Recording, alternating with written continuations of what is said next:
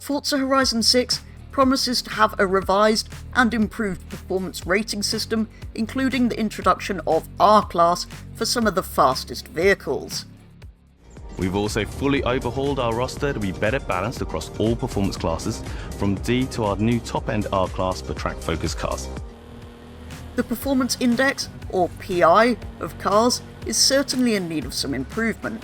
It does change slightly in every title, but with each game being slightly different to one another, however equal the developers try to make the cars of the same rating, invariably some end up being more equal than others, so this does need tweaking from game to game.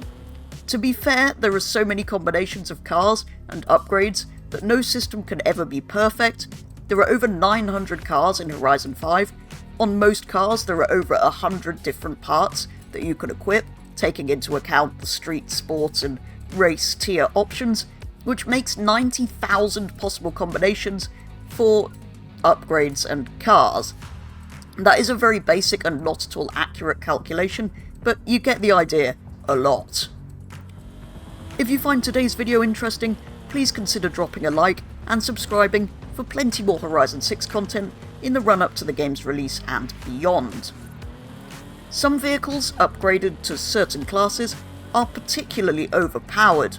The Hot Wheels Bone Shaker is a very well-known example, as it's been too fast in A-Class for a number of games now. The Sierra 700 buggy is also ridiculously fast at certain tracks, holding several world records, and also being ridiculously good for playground games. This is one of the most egregious examples, particularly as it was, for a while, the rarest of the festival playlist prize vehicles. Generally speaking, the faster classes seem to be the worst for overpowered cars. In S1 class, you need to be in one of about 5 vehicles to have any chance of being competitive in online racing or rivals. The Dodge Viper Anniversary Edition, for example, is very fast, particularly at handling-focused circuits. S2 class also has a number of overpowered vehicles. For example, the Brabham BT62 is ridiculously fast. There have also been some instances of certain cars, usually EVs, being able to drop a significant amount of PI with the changed gearbox, dropping them into classes that they really shouldn't have been in, meaning they were faster than everything else. Similarly, there are certain cars that are insanely underpowered, destroying their chances of being any good at anything. All of this means that some cars are just used far too often, which is a shame, because it puts people off driving something different, a car they particularly like maybe, they avoid using because it's just too slow. So anyway, I took the Forza Horizon 6 confirmed car list so far, and then proceeded to make a spreadsheet listing the performance rating of all of the cars and how this differs in all of the games that they've previously featured in. Obviously some cars haven't been in any previous games, and unfortunately at the time of recording, all we have is the class of cars for Horizon 6 and not an accurate performance index number. I will link the full document in a pinned comment if you want to look in more detail after the video, but I'm going to go over the main changes that I noticed. Almost all of the cars on the confirmed car list that have featured in previous games seem to have remained in the same class for Horizon 6, with the exception of some S2 class cars that have been promoted into R class, and a smattering of others that have moved. The Toyota Sora and Porsche 911 Carrera RS, that are currently right at the lower end of B, with a rating of 601 PI, are going to be dropping down into C class for the next title, and the Lucid Air is also moving. It's near the top of S1 with a rating of 884 in Horizon 5, but will be promoted into S2 for the next game. There are actually 6 S2 class cars from Forza Horizon 5 that have been confirmed as being promoted into R class for the next game so far.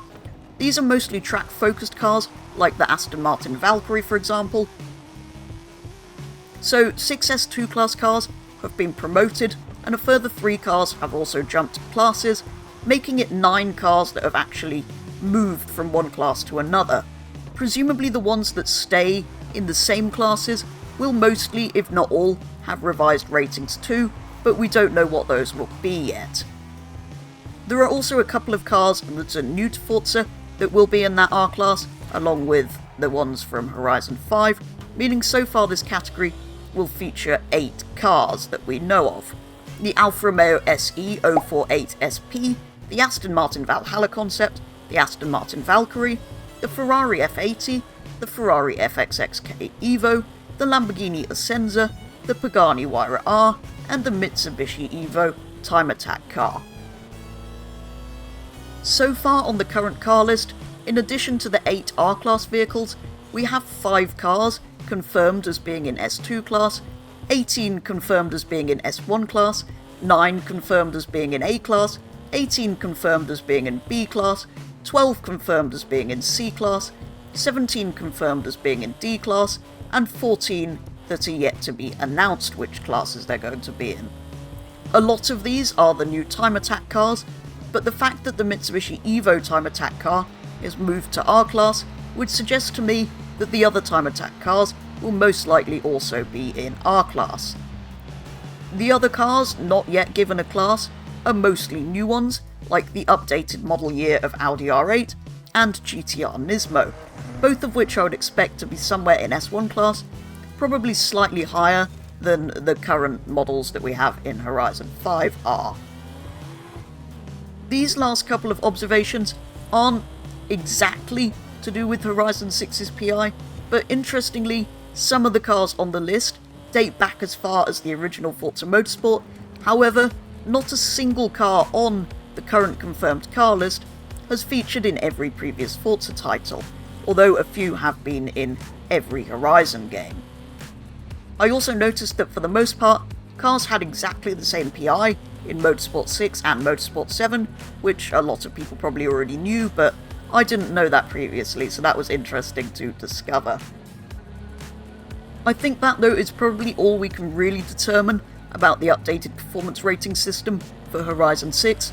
I know that at the moment there's only limited information, with the Horizon 6 car list not having exact performance index numbers, but I have found it interesting looking at this nevertheless.